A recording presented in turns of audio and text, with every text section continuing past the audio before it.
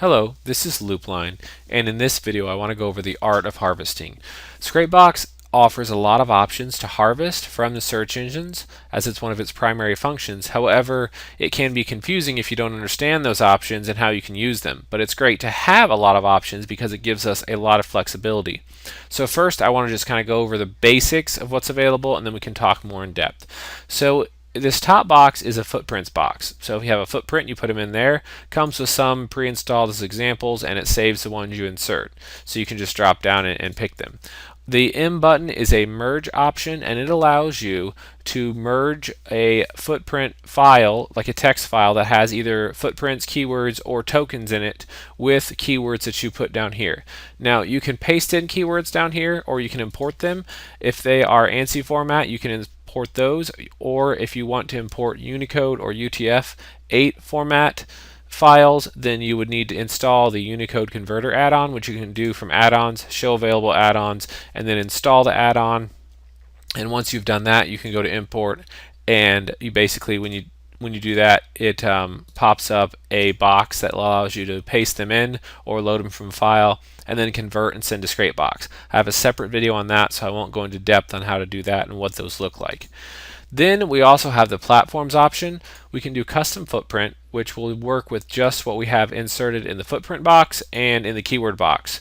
We can also do platforms, and these are pre-included footprints basically. So if I want to do, say, 4 images, I can tick that off, and I can tick off DDIMS, and then I can go down here and tick off blog engine and then put in some keywords, and it will scrape for those particular platforms with my keywords. So if I put in the word car over here in keywords box, I get blog engine blogs about cars, DDIMS guest books about cars, and 4 image platform images about cars. And so that's how the basic setup of the footprints works. We also have a keyword scraper, which I won't go into depth on because I have a video on that or two. It gives you options from various sources, though, that you can scrape keywords. So you can put some seed keywords in and scrape several different ones. There's levels, which will just continue to scrape more and more results from the results themselves. And then there's also custom Googles that you can use to get keywords from various Googles around the planet. And then various other options and filters and that sort of thing. So once we have our keywords, though, we have option to save them, remove duplicates, and then of course clear them out. Now, when it comes to actually harvesting with those keywords, Scrapebox has at the moment 3 different harvesters. It has what I call the single-threaded harvester, and you use that by going to settings and unticking both use custom harvester and use multi-threaded harvester. When that is unticked, if we do a basic harvest, and I'm just going to type in the word car and do custom footprint here and do Google, and I'm just going to set it to, say, 500 results so we don't go too fast, and show you this. And it looks like this. You'll see the active engine, the page, the keyword used, the results, the status, and then this timeout over here as well. And so those are very helpful because the status especially can tell you if there's errors and different things. And then when you get done, you get this nice count that shows you how many from each engine. This does only work with Google, Yahoo, and Bing. And then you can export to Excel. AOL is listed here. At the moment, AOL is non-working in the single-threaded harvester, but it does work in the custom harvester. Regardless, it only works with limited amount of engines, but that's what it looks like. And it obviously is 1 thread at a time. If you wanted to use the delay option, which is here, either 1 through 10 seconds or random delay, also you set up your random delay under settings, adjust random delay range, and you can go anywhere from 1 second all the way up to 60 seconds, and Scrapebox will pick a random delay in there to put between each one of the harvests. Now it's between each keyword when you're harvesting using the single-threaded harvester. Delay only works with the single-threaded harvester. So that's the single-threaded harvester. We also have the multi-threaded harvester, which you get to by ticking off only use multi-threaded harvester and don't tick off custom harvester. And that is what this looks like. It basically just goes through and shows the connections, the results, the bandwidth, if you're blacklisted, if proxies are used, average URLs per second, and then the status. And then when it's done, it gives you a report showing how many keywords were completed in green and not completed in red for each engine, and it allows you to export not completed and completed keywords and that sort of thing. So that is the multi-threaded harvester. And so went ahead and cleared out the URLs there. And if we're going to use the custom harvester, the way it works is go to settings and just tick off use custom harvester, and it will override use multi-threaded harvester if it's ticked. So once that's ticked, you hit start harvesting and it pops up the custom harvester window. Now you get all these different search engines down the side, and there's actually more that you can get. And I went ahead and just updated there and downloaded the rest of the engines, which I'll show you how to do shortly. And of course, in the custom harvester, you can add your own engines. But let's say I just wanted to harvest Google. I'm going to tick off Google, and results per engine, I'm just going to again set that to 500 because this custom harvester results box overrides this box here. And so let's hit start. And this is what the custom harvester looks like. Again, shows you URLs per second and then the results themselves. And it's just pulling in results here, and it came back with 103 results. And if we close out of this, we can look at those and see that we've got results there. So, and we'll talk about why the results and that sort of thing shortly, but that is how the basic harvesters work. Now inside of each one there's lots of options. There's not a whole lot of options for the single-threaded harvester, just really the delay. Under the multi-threaded harvester, again, not a lot of options. We can adjust the proxy retries though, and what this does is, if you're using public proxies, it can be a good idea to have this set to 3 or higher. 3 is the default. You can run it all the way up to 20, but basically, when Scrapebox comes across a proxy that doesn't work, and say it's trying to harvest the word car, and you have a big list of keywords in there, it'll try one proxy, and this is the number of proxies it'll retry before it gives up. So it'll try a second and a third, and after 3 retries, it just gives up and it skips that keyword altogether. So if you're looking for accuracy, you probably want to run this up. So it'll try now up to 20 different proxies before it skips that keyword. But obviously that's going to slow it way down. So if you're using public proxies and you're looking for speed, then you just want to set it 3 or whatever. So if you're using private proxies to scrape, it's very rare that I have a keyword that's skipped, but it's a good idea to have a couple of retries in there because you can occasionally get a private proxy banned, or sometimes they might actually go offline while you're using them for a couple of minutes or whatever. So basically under the multi-threaded harvester, again, not a lot of options, but you can set proxy retries, and then it works with Google, Yahoo, Bing, and AOL. And then under the custom harvester, there's lots of more options. And I do have a separate video just on the custom harvester, so I won't go into huge depth on that. But basically, you have the options of proxies where you can set up whether you want to use loaded proxies or auto hovers proxies and that sort of thing. You can set up how many proxies to retrieve before starting, and then test them every so often and how fast to keep them, and connections, that sort of thing, how many connections you're going to connect with. And I guess that's a good point, which we haven't talked about. Under settings here for the other ones, you can control those connections, and we'll go back to that in a minute. And then the proxy retries for the custom harvester are here. You do have lots of engines, and you can download the latest engines from Scrapebox support, and by going to import here, import export, and download engines from the Scrapebox server, and then you can export your engine file and import your engine file. If you have added your own engines in, when you download this engines file, it does overwrite your engines, so you want to make sure that you export those and back them up, have them saved off before you go downloading and updating. But some of these down here, for instance, are newer ones that didn't come when the custom poster first launched, and they can be great engines to scrape from. So that's how the settings set up for this sort of thing. And then if you want to add a new one, you can basically create your own engines and add them in. There's different options. Again, I'm not going to cover that in this video, but once you have those added in, you basically save them off, and then you can scrape from those as well. So those are the custom harvester settings. One last thing on adjust maximum connections. This would be where you set up the connections for the multi-threaded harvester right here for your engines. If these are grayed out, that's because you have the multi-threaded harvester unticked and you're using the single-threaded harvester, and obviously the single-threaded harvester you can't control connections for because it's single-threaded and it only uses one connection. So basically you can control the connections here, and then you also have a harvester timeout, which is under adjust timeout settings, and that allows you to adjust the harvester timeout set to 30 seconds by default. Unless you really need to change it, just leave it alone, but it is available there. Now as far as harvesting goes, you can put a keyword up here, or footprint. So I can put a bunch of keywords down here, and I can just make up some stuff and put in a footprint up here, like powered by WordPress, for instance, or whatever I want. And then it's going to take and merge this with this. So if we do, let's look to see, I'm going to use the single threaded harvester so you can see as it's going along what it looks like. Basically, you can see it says powered by WordPress plus car, and you can see it'll go through here and scrape and get the result. Now it's doing powered by WordPress plus purple, and each one of these plus signs in here is like a space. So that's why you see plus signs when there's spaces up here. But you can see what it's doing. It combined this footprint up here and put it in front of the keyword itself.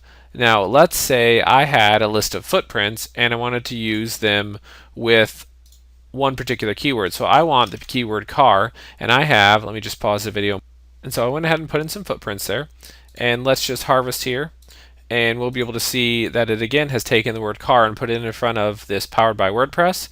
And then it's going to harvest through here and go through all of the other ones and pick up footprints just like this. So it doesn't really matter in this case if I put the keyword in the front or the footprint in the front. Obviously, if I wanted to do something with like domains, or if I was using an advanced operator, I might need to take this into account. But basically, whatever you put up here is going to be in the front, and whatever you put down here is going to be after it, and there'll be a space in between it added automatically. So don't even have to worry about that. So it's pretty handy to be able to flip-flop these around however you want. And then if I wanted to incorporate the actual platforms box, I could do that as well. Now, it probably wouldn't be beneficial for me to try to do powered by WordPress and then turn around and put a platform of like DDIMS. Obviously that's not going to work. But if we wanted to, we could go ahead and put some keywords in there like this. So I went ahead and cleared out the footprint, which you can do here with the clear button. Also, while I'm on the subject, I'll just mention that if I'm typing something and I want to get rid of this, backspace doesn't work. It kind of highlights it. So what you have to use is the actual delete key if I just wanted to put site in there. And then I could put like a whole list of domains in here, for instance, but I'm just going to clear it out. And I'm going to do platforms here. And I wanted to show you something. I actually pulled up another version of Scrapebox that I have that doesn't have all those platforms. And the reason that it doesn't, like for instance, if you click this, it tells you need to install the add-on. So I would need to go to add-ons, show available add-ons, and actually install the learning mode poster add-on if I don't have that installed. I got that installed, and if I have that installed, then I can go here to platforms and see that I can click check for more platforms, and it brings them all in. And so if you don't see those platforms and it won't let you do it, you need to install the learning mode poster, which integrates with Fast Poster, but is tied to the scraping itself as well. And so say I want to do Plogger and EcoBook, and then let's do ASP blog. Click OK and hit start harvesting again. And then I can see it says powered by Plogger plus post a comment but not publicly displayed plus the word car, which is my keyword. Now I did a separate video recently on footprints, so you can go have a look at that if you want to understand footprints, but it's handy to see how it all works together, because now I know that my keyword is going to go after these particular footprints that I have in here. So that can be handy for lots of reasons, because you then understand where you can place things. Now the last thing I want to talk about here is actually the merge function. So let me get out all this, and I've covered this in a few other videos, but let's say that I wanted to do powered by WordPress, and then I'm going to use the token, which is %KW%, and then on the end of it here I'm going to put -site WordPress.com, because I don't want to include WordPress.com. And so then I can take this and save it off, and then I can take my keywords and hit the M button here and merge it in with the actual footprints file I have here that I just made, and you can see it took that %KW% and it replaced it with each one of my keywords. So now I could do powered by WordPress and then my keywords in the middle, and then I have the rest of my footprint on the end. So whatever you have in your actual footprint under %KW% will be replaced with your keyword. So you can do that multiple ways. If I needed to put this anywhere in a footprint string, if I wanted to include a whole list of footprints. So let's say I have a whole list of footprints that I want to regularly scrape different keywords for. I save off the footprints, and then now I can incorporate them very quickly and very easily without having to type out every one of these footprints and put my keyword in the middle of each one of them. So that's kind of how scraping works. And then the second half of it is really important to understand, but really basic at the same time. A lot of people think that either Scrapebox is using some API or using some random elements for these search engines. It's not. It looks to the search engines more or less just like an actual web browser. So if I were to go to Google and let's say I'm looking for blue widgets, all it does is pull the results from the pages you see here. So as I scroll through here, I see different URLs. That is being pulled out by Scrapebox, and that's where you get your list of URLs up here from.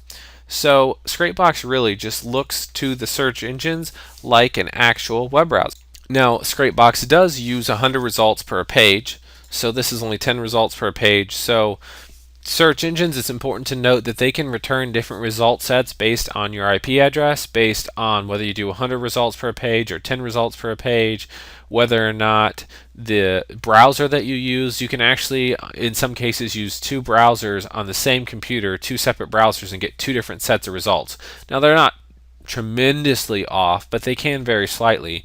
So if you're looking down through here, as a general rule, you're going to see the same URLs in search engine in a browser as you will in Scrapebox, but Scrapebox may be using a different user agent, and say you use proxies from a different country, you might get somewhat different results for that. So that the most ideal way there is to use IPs from your country where you're at if you need results from there. If you're looking for mass results, then it doesn't really matter, but if you absolutely have to have accuracy, then you would probably want to use proxies and try to set it up as closely as possible to that. But it's also worth noting that Scrapebox doesn't necessarily put these in the order that they're in here. It just takes them all out and it goes on.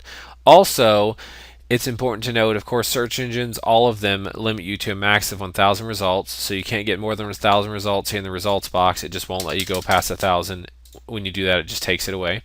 And also, it's worth noting that most people don't ever go through here and go digging, but if you were to go digging down through here at, say, about 300 results, some cases it's much less, some cases a little bit more, it actually loses relevancy. And you start to really get off track. I have typed in random things, like you might be typing in searching for a football field, and you get back random things like different types of lawnmowers to buy, or totally unrelated things that has nothing to do at all whatsoever with what you typed in. So here we're on page 30, for instance, which is about 300 results in at 10 results per page.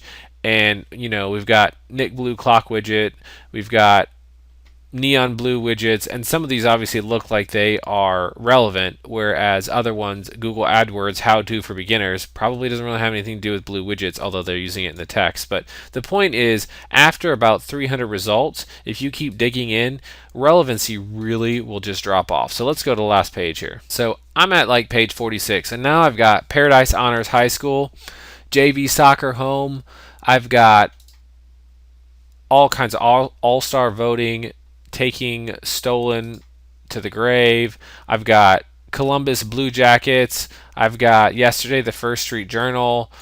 And so you can see this one actually has both in the text, but you can see that relevancy really starts to drop off, and it's not going to let us go past page 47. I even have listings here on Zillow. And so obviously those aren't necessarily related, even though I guess the words widgets is here. But the point is, and I've got Obama stuff. So the point is that they want to look good, so they display lots of results. But really, after about 300, relevancy drops off, give or take some. So if you're really looking for, searching for different things, and you see results in Scrapebox, like I said, it doesn't put them in order. You might see results that are like, this just really doesn't make sense. What is Obama having to do with blue widgets and Florida watchdog? So, the reason is that search engines relevancy just drops off. They don't have that many relevant results in a lot of cases to display, and I've seen some pretty crazy stuff show up that search engines will kick back because they, somewhere in their algorithm it says, okay, this is related, and they know that as a general rule no one's going to dig down and look through all those pages. Most people, over 90%, find their results on the first page, if not in the first 3 results. So that's where search engines put all of their effort, is to making those first 1 to 10 results highly accurate, and from there on, it's more of a show of looks. Google wants to say, okay, now it has 463 results. I don't know if you remember when we were on page 1, it said that it had so many million results. So here now I just go back a couple pages, it says 121 million results. They want to look good. They want to look like they have lots of results for the topic, so they'll throw whatever they can out there to fill those results pages up into where they feel it's no longer relevant to fill those pages. So that's really important to understand, that you're not necessarily going to get stuff that's always relevant, because Scrapebox only gets what the search engines return to it, and even Google loses relevancy after a certain point, and you're just going to get back stuff that's just not relevant. It's not a fail of Scrapebox, a failure of it. It is just how search engines work, and most people are interested in mass results.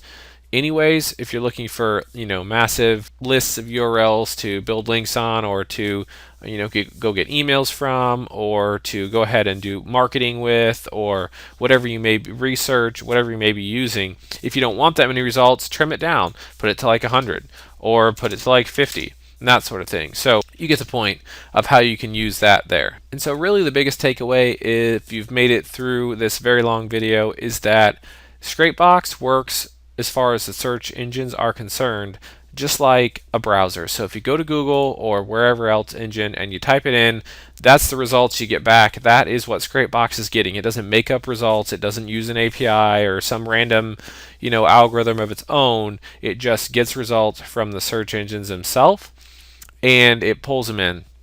There's different harvesters you can use in Scrapebox depending on your needs. If you want to use different engines and that sort of thing, you can also add custom Googles. If you're using the one last thing here about that, if you're using a custom harvester, you can change the Google string, and you can set this particular string up, if you know how to use engines from around the world. However, you don't really have to. You can just go right here to custom Googles and add more Googles and do, for instance, here it talks about google.com.au, and then you can add other language variations like google.com+de,